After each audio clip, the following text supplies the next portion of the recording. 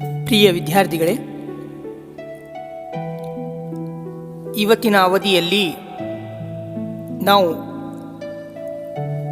ಕನಸು ಮತ್ತು ಸಂದೇಶ ಎಂಬ ಪಾಠದ ಮುಂದಿನ ಭಾಗದ ಬಗ್ಗೆ ಅಭ್ಯಸಿಸೋಣ.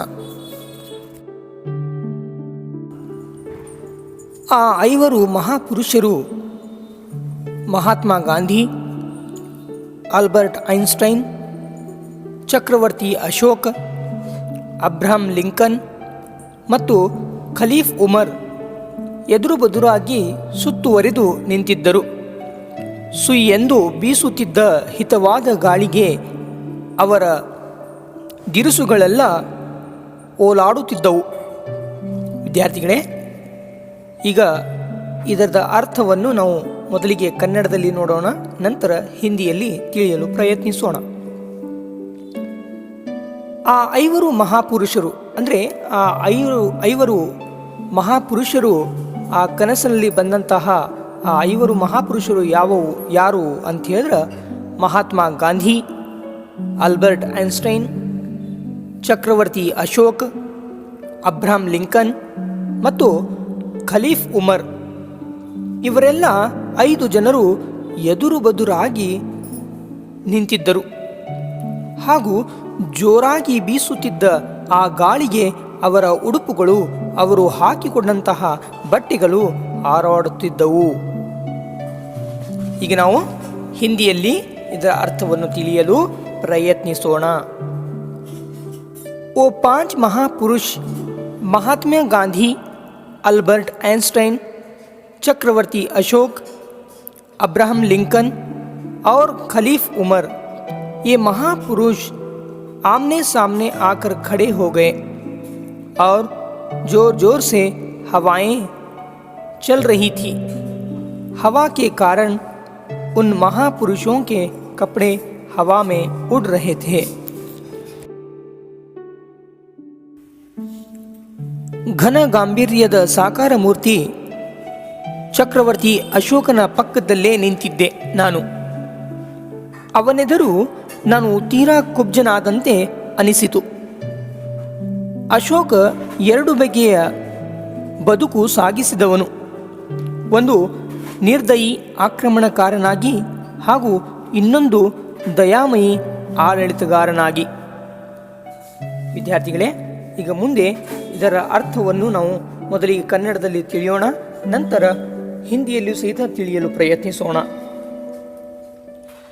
ಘನ ಗಾಂಭೀರ್ಯದ ಸಾಕಾರ ಮೂರ್ತಿಯಾದ ಅಶೋಕ ಚಕ್ರವರ್ತಿಯ ಪಕ್ಕದಲ್ಲೇ ನಾನು ನಿಂತಿದ್ದೆ ಎಂದು APJ ಅಬ್ದುಲ್ ಕಲಾಂ ಅವರು ಹೇಳುತ್ತಿದ್ದಾರೆ.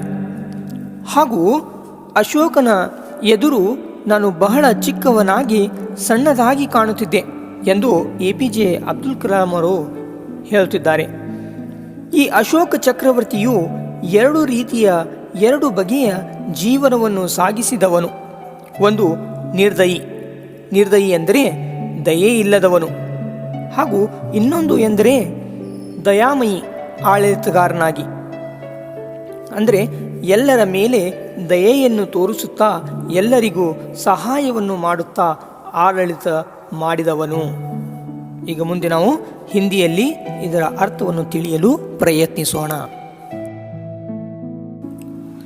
APJ अब्दुल कलाम कह रहे हैं कि मैंने सपने में देखा कि मैं अशोक चक्रवर्ती के बगल में ही खड़ा था. अशोक चक्रवर्ती के सामने मैं अपने आप को बहुत ही छोटा महसूस कर रहा था. अशोक चक्रवर्ती एक ऐसा शासक है जो 2 तरीके का जीवन दाता है, एक क्रूर विजेता और एक दमयंत शासक के रूप में. ಮುಂದೆ ನನ್ನ ಬಳಿ ನಿಂತಿದ್ದ ಅಶೋಕ ಆಗ ತಾನೇ ದಿಗ್ವಿಜಯ ಸಾಧಿಸಿ ಮರಳಿ ಬಂದಂತಿದ್ದ. ಆದರೆ ಆ ವಿಜಯಕ್ಕೆ ಭಾರೀ ಬೆಲೆ ತೆತ್ತಿದ್ದ. ವಿಜಯಕ್ಕಾಗಿ ಸಹಸ್ರಾರು ಜನರ ಆಹುತಿ ಪಡೆದಿದ್ದ. ಆ ಕಳಿಂಗ ಸಮರವು ಕಡಿಮೆ ಎಂದರೂ 3 ಲಕ್ಷ ಜನರ ಬಲಿ ತೆಗೆದುಕೊಂಡಿತು. ಅಷ್ಟೇ ಸಂಖ್ಯೆಯ ಜನ ತಮ್ಮ ಅಂಗಾಂಗಗಳನ್ನು ಕಳೆದುಕೊಂಡಿದ್ದರು. ಆ ಮರಳುಗಾಡಿನಲ್ಲಿ ಎಲ್ಲರೂ ಚಕ್ರವರ್ತಿ ಅಶೋಕನನ್ನೇ ದಿಟ್ಟಿಸಿ ನೋಡುತ್ತಿದ್ದರು. ಅಷ್ಟರಲ್ಲಿ ಅಶೋಕ ಮಂಡಿಯೂರಿ ಕುಳಿತು ಯುದ್ಧ ಕವಚ ಮತ್ತು ಕಿರೀಟವನ್ನು ಕಳಿಚಿಟ್ಟ. ಆತ ಮುಖ ಯಾಕೋ ಕಳೆಗುಂದಿತ್ತು. ಅಸಂಖ್ಯ ಜನರ ಸಾವು ನೋವಿನಿಂದ ಆತ ಚಿಂತಿತನಾದಂತೆ ಕಂಡುಬರುತ್ತಿತ್ತು. ಈಗ ಮುಂದೆ ನಾವು ಇದರ ಅರ್ಥವನ್ನು ಕನ್ನಡ ಮತ್ತು ಹಿಂದಿಯಲ್ಲೂ ತಿಳಿಯಲು ಪ್ರಯತ್ನಿಸೋಣ. ನನ್ನ ಬಳಿ ನನ್ನ ಹತ್ತಿರ ನಿಂತಿದ್ದ ಅಶೋಕ ಈಗ ತಾನೇ ವಿಜಯವನ್ನು ಸಾಧಿಸಿ ಬಂದ ಹಾಗಿದ್ದ. ಆದರೆ ಆ ವಿಜಯಕ್ಕೆ ಭಾರೀ ಬೆಲೆ ತೆತ್ತಿದ. ವಿಜಯಕ್ಕಾಗಿ ಸಾವಿರಾರು ಜನರ ಬಲಿ ಪಡೆದಿದ್ದ. ಆ ಕಳಿಂಗ ಯುದ್ಧವು ಕಡಿಮೆಯಾದರೂ 3 ಲಕ್ಷ ಜನರ ಬಲಿ ತೆಗೆದುಕೊಂಡಿತು. ಎಲ್ಲರೂ ಅಶೋಕನನ್ನೇ ನೋಡುತ್ತಿದ್ದರು. ಅಷ್ಟರಲ್ಲಿ ಅಶೋಕ ಮಂಡಿ ನೋವು, ಕಾಲು ನೋವು ಅಂತ ಕುಳಿತನು. ನಂತರ ಯುದ್ಧ ಕವಚ ಮತ್ತು ಕಿರೀಟ ತೆಗೆದಿಟ್ಟನು. ಅಶೋಕನ ಮುಖವು ಬಾಡಿ ಹೋಗಿತ್ತು, ಏಕೆಂದರೆ ಜನರ ಸಾವು ನೋವಿನಿಂದ ಅಶೋಕ ಚಿಂತಿತನಾದಂತೆ ಕಂಡುಬರುತ್ತಿತ್ತು. ವಿದ್ಯಾರ್ಥಿಗಳೇ, ಇಲ್ಲಿ ಕೆಲವೊಂದು ಪದವನ್ನು ಕೊಟ್ಟಿದ್ದಾರೆ. ಅದರ ಪದದ ಅರ್ಥವನ್ನು ತಿಳಿಯಲು ನಾವು ಪ್ರಯತ್ನಿಸೋಣ. ಇಲ್ಲಿ ಒಂದು ಪದವನ್ನು ಕೊಟ್ಟಿದ್ದಾರೆ, ಕಳಿಂಗ ಯುದ್ಧ ಅಂತ ಕೊಟ್ಟಿದ್ದಾರೆ.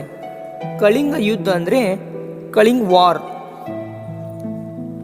ನಂತರ ಇಲ್ಲಿ ಕಿರೀಟ ಅಂತ ಕೊಟ್ಟಿದ್ದಾರೆ. ಕಿರೀಟ ಮೀನ್ಸ್ ಕ್ರೌನ್. ಆತ ಯುದ್ಧದ ಸಮಯದಲ್ಲಿ ಆತನಿಗೆ ಕಾಲಿನ ನೋವು, ಮಂಡಿ ನೋವು ಅಂಥೇಳಿ ಆತ ಏನು ಮಾಡ್ತಾನೆ, ಕೆಳಗೆ ಕೂಡ್ತಾನೆ.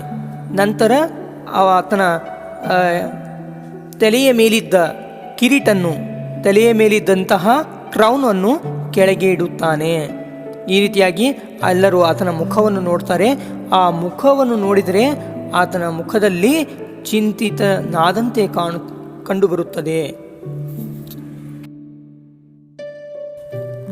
ಈಗ ಮುಂದೆ ನಾವು ಇದರ ಅರ್ಥವನ್ನು ಹಿಂದಿಯಲ್ಲಿ ತಿಳಿಯಲು ಪ್ರಯತ್ನಿಸೋಣ. चक्रवर्ती अशोक जो मेरी बगल में खड़ा था खुद पर गर्व कर रहा था, लेकिन वह जीत बहुत बड़ी कीमती थी. जीत के लिए हजारों लोग मारे गए थे. कलिंग युद्ध 3 लाख लोगों के बलिदान को ले गया. बड़ी संख्या में लोग ने अपने अंगों को खो दिया. रेगिस्तान में सम्राट अशोक को सभी घूर रहे थे. इस बीच अशोक अपने घुटनों पर बैठ गया और कवच और मुकुट उतार दिया. उसका चेहरा थका हुआ था. वह कई लोगों की मृत्यु के बारे में चिंतित लग रहा था. ಚಕ್ರವರ್ತಿ ಅಶೋಕ ಹಾಕಿ ಕುಳಿತು ಆಗಸದತ್ತ ನೋಟ ಬೀರಿಸಿದ. ಮಂದ ಪ್ರಕಾಶ ಬೀರುತ್ತಿದ್ದ ಪ್ರಶಾಂತ ಪೂರ್ಣಚಂದ್ರನನ್ನು ಕಂಡ. ತಾಯಿ ಧರಣಿಯ ಮೇಲೆ ದೇವರ ಕೃಪಾದೃಷ್ಟಿ ಹರಿಯುತ್ತಿದ್ದನ್ನು ಕಂಡ. ಕೆಳಗೆ ನೋಡಿದರೆ ತಾನು ಸೃಷ್ಟಿಸಿದ ಬೀಭತ್ಸ ದೃಶ್ಯ, ಎಲ್ಲೆಲ್ಲೋ ರಕ್ತದ ಕುಡಿ. ತನ್ನ ಕೃತ್ಯವನ್ನು ನೆನೆದು ಚಕ್ರವರ್ತಿ ಅಶೋಕ ಅಸಾಧ್ಯ ಯಾತನೆ ಪಟ್ಟ. ಈಗ ನಾವು ಮುಂದೆ ಇದರ ಅರ್ಥವನ್ನು ಕನ್ನಡ ಮತ್ತು ಹಿಂದಿಯಲ್ಲಿ ತಿಳಿಯಲು ಪ್ರಯತ್ನಿಸೋಣ. ಅಶೋಕ ಚಕ್ರವರ್ತಿ ಜನರ ಸಾವಿ ನೋವಿನಿಂದ ಆತ ಚಿಂತಿತನಾಗಿ ಕೆಳಗೆ ಕುಳಿತು ಆಕಾಶದತ್ತ ನೋಡಿದ. ಆಕಾಶದಲ್ಲಿ ಮಂದ ಪ್ರಕಾಶ ಬೀರುತ್ತಿದ್ದ ಪ್ರಶಾಂತ ಪೂರ್ಣಚಂದ್ರನನ್ನು ಕಂಡ. ತಾಯಿ ಧರಣಿಯ ಮೇಲೆ ಆ ದೇವರನ ಕೃಪೆ ಹರಿಯುತ್ತಿದ್ದನ್ನು ಕಂಡ. ಕೆಳಗೆ ನೋಡುತ್ತಾನೆ. ತಾನು ಸೃಷ್ಟಿಸಿದ, ತಾನು ಮಾಡಿದ ದೃಷ್ಟ ಕೃತ್ಯವನ್ನು ಎಲ್ಲೆಲ್ಲೂ ರಕ್ತ, ಎಲ್ಲಿ ನೋಡಿದರೂ ರಕ್ತ ಕಣ್ಣಿಗೆ ಕಾಣುತ್ತಿತ್ತು. ತನ್ನ ಕೃತ್ಯವನ್ನು ನೆನಪು ಮಾಡಿ ಚಕ್ರವರ್ತಿ ಅಶೋಕ ಅಸಾಧ್ಯ ಯಾತನೆ ಪಟ್ಟನು. ಈಗ ಮುಂದೆ ನಾವು ಹಿಂದಿಯಲ್ಲಿ ಇದರ ಅರ್ಥವನ್ನು ತಿಳಿಯೋಣ. सम्राट अशोक ने बैठकर आकाश की ओर देखा.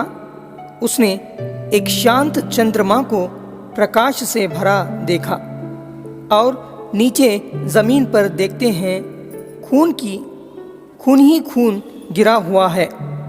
सम्राट अशोक उस समय परेशान हो गए जब उन्हें अपना कृत्य याद आया.